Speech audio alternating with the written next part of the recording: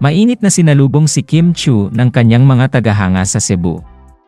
Matatandaan na naimbitahan ang aktres sa big event ng Bingo Plus, kaya naman narito at bumalik sa kanyang hometown si Kim Chiu.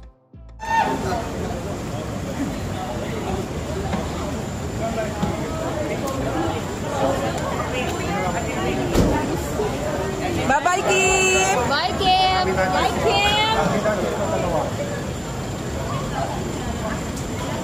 Bye-bye! Let's go! Yung ticket na... Akin na yung Okay, compress na lang kayo, compress. dito na kayo.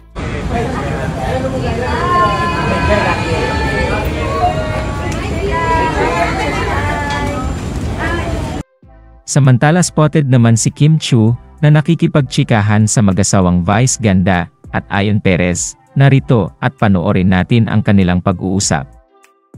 Pati na rin ang ilang kaganapan ni Kim Chiu at ng Showtime fam sa pagpapatawag sa kanila ni Ma'am Cory. Yung ganon. So, naghiwalay mo, okay naman. Bakit sa palagay nyo nung puntong yon sapat na itong dahilan na ito para maghiwalay? Ano bang naging dahilan ninyo? Sino ba nakipaghiwalay? Ako po. Oo. Nakipaghiwalay po ako sa kanya kasi nung una po, tinatagay pa po namin eh. Kaso, hindi na po talaga. Hindi ko na po kaya makita siya na nasasaktan po, na pinipilit yung relationship na. Nasasaktan mo siya sa paanong paraan? Like, hindi na po ako makapagbigay ng time sa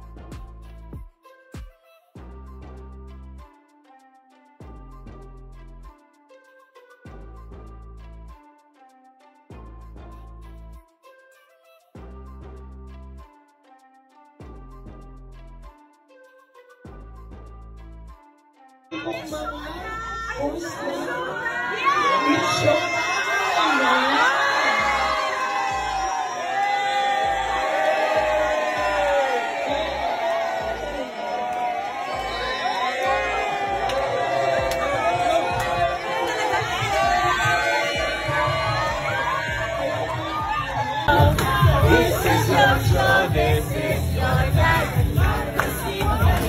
It's showtime! Showtime! Sigaw po natin! Showtime! Ang taas ng energy. Hello po!